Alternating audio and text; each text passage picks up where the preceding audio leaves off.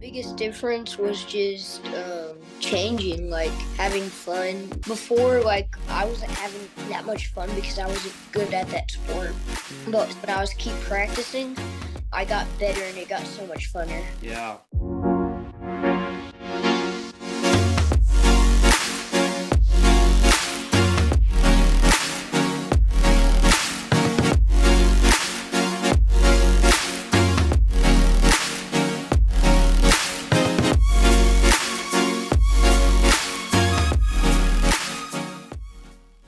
First of all, let's start. How did you guys find me?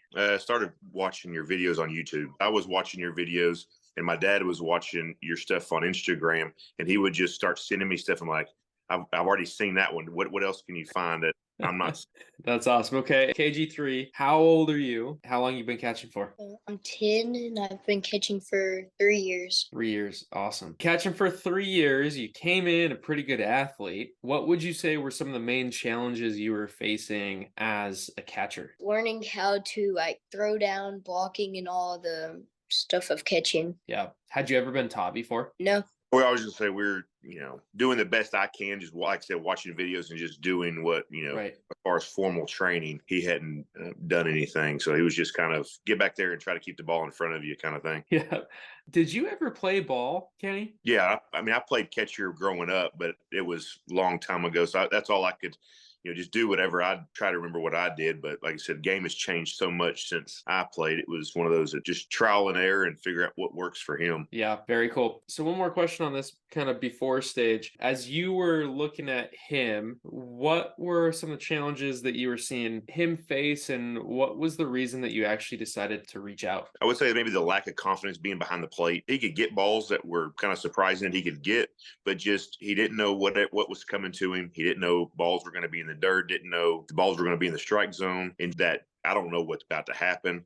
And so he wasn't real confident in like, what stance do I get in? What position do I need to be in to try to stop the ball or catch the ball? It was just, hey, just get back there and do the best you can kind of thing. And then so the older he's gotten and more he's done it, and like watching your videos and stuff, trying to get him into those positions. But it was hard for me. He's kind of doing it, but maybe not really. So we just trying to work our way through it the best we can. So cool. That's where you come from. You reach out to me and you do the program. KG3, let me hear from you. If you had to describe what it was like, what would you say? it was fun and it was new. Someone just teaching me all this cool stuff. I had a blast. That's awesome. What was your favorite part? Learning how to block. So when you think about the number one thing that you learned when it came to blocking, what was that for you? Just getting over my fear and just doing it. Yeah, I love it. Tell me a little bit more. What was the fear like before, and now how do you feel after? I feel like I can block a lot more balls from pitchers because I have that confidence of from doing all that practice. How long did it actually take you guys every day? Probably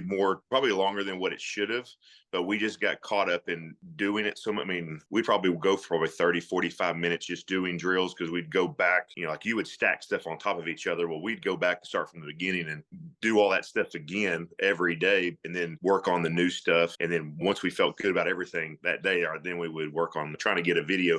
We made work on videos for 15, 20 minutes because like he'd mess up on something. It's like, oh, that's not good enough. So he would replay the whole video trying to do the best that he could. So I'd say 45 minutes, maybe sometimes an hour, depending on how the day was going. We could be in there for an hour and a half working on drills to figure out the technique and just trying to do the best he could. What was that like for you as a dad, being able to spend all that time helping build him into the player that he wants to be? I'm not going to lie and say there was some days that was rough just because I wanted him harder than he wanted to be pushed that particular day. Yeah. But I mean, it was fun. We had a good time doing it. I could see him progressing every day.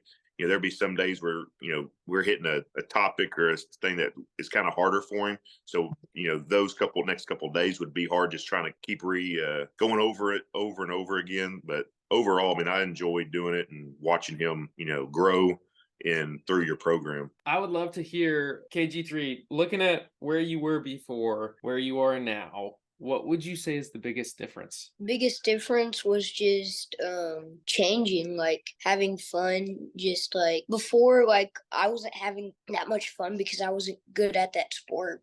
Mm, But when I was keep practicing, I got better and it got so much funner. Yeah. I'll say he's hard on himself. So that's why we had several conversations because it all was new. We didn't even have all these stances. It was like get in your secondary and get in whatever's comfortable to receive or block, stay in front of the ball. So going through everything, I mean, it was a challenge for him just to have all these things. And there got to a point where you were just nitpicking things. So it's like man, I felt like I was doing good, but he's telling me I need to work on this. It's like, well, that's what we need. We need him to nitpick so that we can get through all this, refine everything to where it needs to be. So I could tell some practices would be frustrating and be tough on certain ones just because it took a while to get to it. But once it clicked and he was able to figure it out, you could just say, hey, let's do this again. Let's keep working. That's why we had 45 minutes or hour sessions because it was just, hey, I want to get better. I want to get better. I want to work on it, keep working. So I think that's where I saw the most improvement for him is the want to keep practicing and getting better because figure it out. It's fun when you're doing it right and you're succeeding in it. That's where I saw the most change in him is just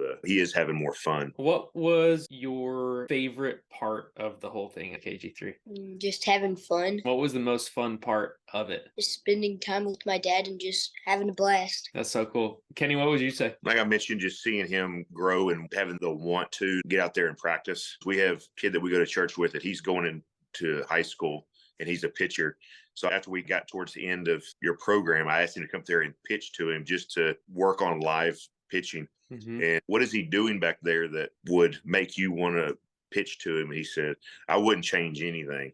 And that gave me the confidence that he's getting in his stances. He's a 10-year-old and he's got a freshman that would feel confident enough to throw to him. Just kudos to your program that you could get a 14, 15-year-old to feel confident to stand up there and pitch to a 10-year-old. He looks confident. He looks like he can do it. That made me feel good as the dad that, hey, all right, it's not just me having a little bias. Somebody that actually is going to be throwing to somebody, he would be comfortable pitching to him. So that made me feel good. That's so cool. KG3, what was that like catching an older guy throwing harder? What did you notice? Scary. It was just scary.